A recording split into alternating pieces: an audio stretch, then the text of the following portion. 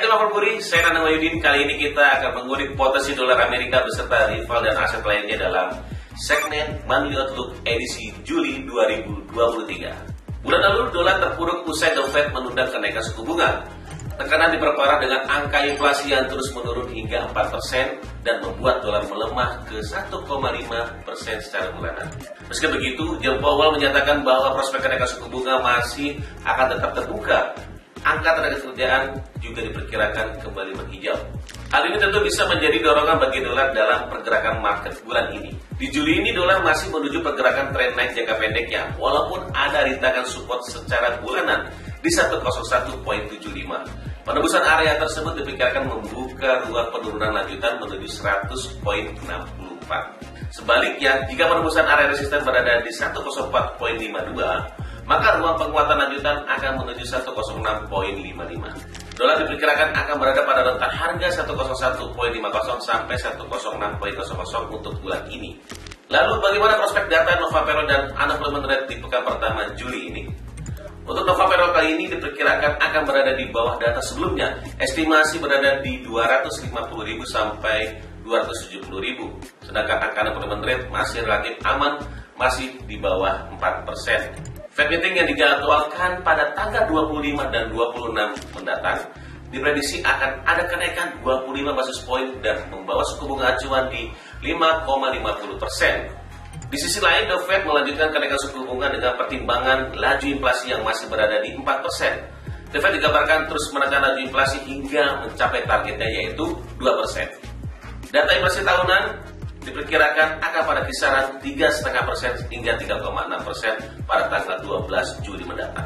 Bulan lalu EUR/USD gagal membuka zona atas barunya di 1.100, namun berhasil mencatat penguatan sebesar 2,08%. Bank Sentral Eropa masih berkampanye terhadap pengetatan moneter di mana pertemuan tanggal 27 Juli nanti ECB akan menaikkan suku bunga 25 basis poin menjadi 4,25%.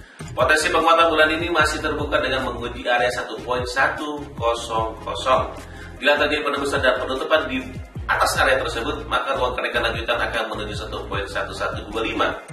Yang menjadi beban bagi euro adalah serangkaian data ekonomi yang masih mengecewakan dan menjadi penahan laju euro, sehingga potensi euro untuk top koreksi masih terbuka dengan ancaman berada di 1.0685. Sementara itu, selama bulan Juni, GBP USD berhasil menguat 2,04%. Akan tetapi penutupan di bulan lalu belum sepenuhnya membuka zona atas baru karena masih tertahan pada area penutupan bulanan di 1.2690 yang menjadi area resisten penting bagi GBP. Bila berhasil bertahan di atas area 1.2690, maka memudahkan untuk GBP menapaki area baru di 1.300.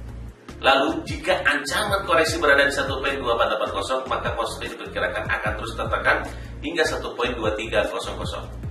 Di sisi lain, Inggris berjuang dengan inflasinya yang masih 8%, oleh karena itu BOE masih akan terus melakukan kenaikan suku bunga.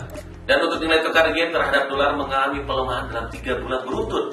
Di Juni kemarin, yen melemah 3,59%, yang secara tahunan telah melemah 10,16%.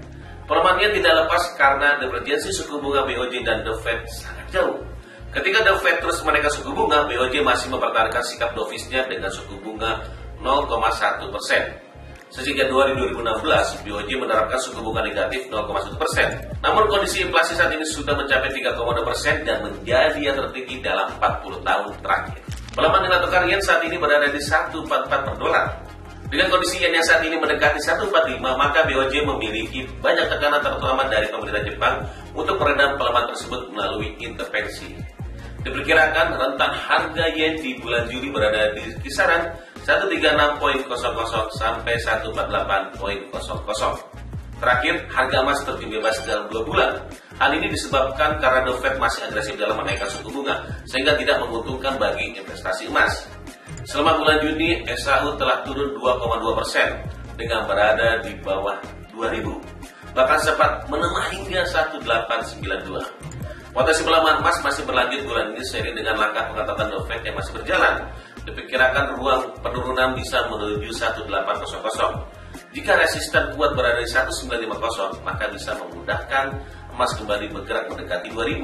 Sedangkan bila penutupan di bawah 1.900, maka tekanan emas semakin dalam dari 1845 hingga 1812. Sekian analisa kali ini, sampai jumpa di Monthly Outlook berikutnya.